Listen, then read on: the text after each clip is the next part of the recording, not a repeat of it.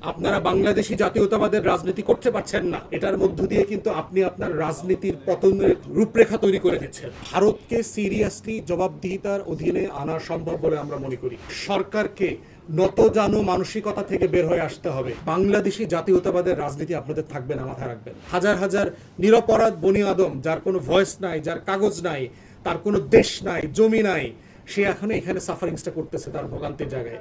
তাদের এই কষ্ট দেখানোর জন্য ওখানে পরিদর্শনে নিতে হবে যে আসলে তারা কি করতেছে। গুরুত্বপূর্ণ সুযোগ বাংলাদেশের হাতে এসছে যে আমরা এই বছর জাতিসংঘের সাধারণ পরিষদের চেয়ারম্যান, প্রেসিডেন্ট। এইটা প্রতি বছর প্রেসিডেন্ট চেয়ারম্যান হয়, কিন্তু এই বছরেরটা পার্টিকুলারলি গুরুত্বপূর্ণ কারণ এই বছর মহাসচিব পরিবর্তন হবে ডিসেম্বরে। অতএব আউটগোয়িং সেক্রেটারি জেনারেল এবং ইনকামিং সেক্রেটারি জেনারেল দুইজন মহাসচিবের সাথে বাংলাদেশের প্রতিনিধি অত্যন্ত ক্লোজলি কাজ করার সুযোগ পাবে এবং ব্যাকডোর ডিপ্লোমেসিতে সারা দেশ, সারা দুনিয়া বাংলাদেশের চেয়ারম্যানের সাথে, প্রেসিডেন্টের সাথে রেগুলার যোগাযোগ করতে হবে। অথবা আমার ফরেন মিনিস্টারকে সাধারণ পরিষদের সভাপতি হিসাবে এই ব্যাকডোর ডিপ্লোমেসি জাতিসংঘ থেকে শুরু করে সারা পৃথিবীতে করতে হবে।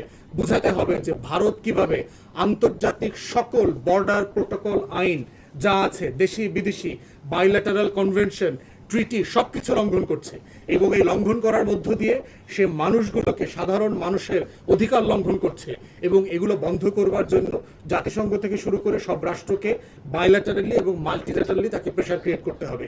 আমরা যদি এগুলো করতে পারি উদ্যোগ নিয়ে ইন্টারন্যাশনাল ফোরামে, ভারতকে সিরিয়াসলি জবাবদিহিতার অধীনে আনা সম্ভব বলে আমরা মনে করি। কিন্তু তার আগে আমার দেশের সরকারকে নতজানু মানসিকতা থেকে বের হয়ে আসতে হবে।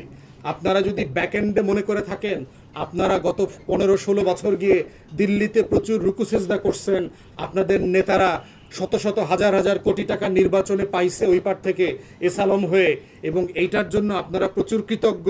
স্বামী স্ত্রীর সম্পর্ক তালাক হয়ে যাওয়ার পরেও বন্ধুত্বের সম্পর্ক থাকে বলে যারা যারা মনে করেন, আপনাদেরকে দিয়ে আসলে এই পলিসি স্ট্রংলি ডিল করা সম্ভব হবে কিনা এই ব্যাপারে আমাদের আশঙ্কা আছে।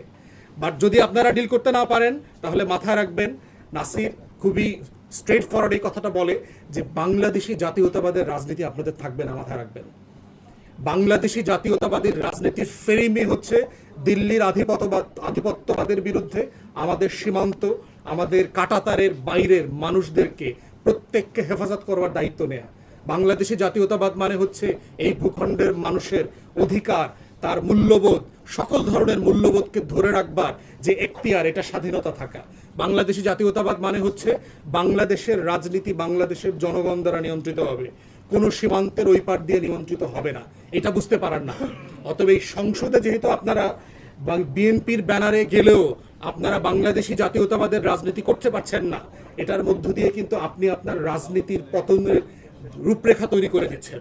এটা আপনাদের ডিসিশন।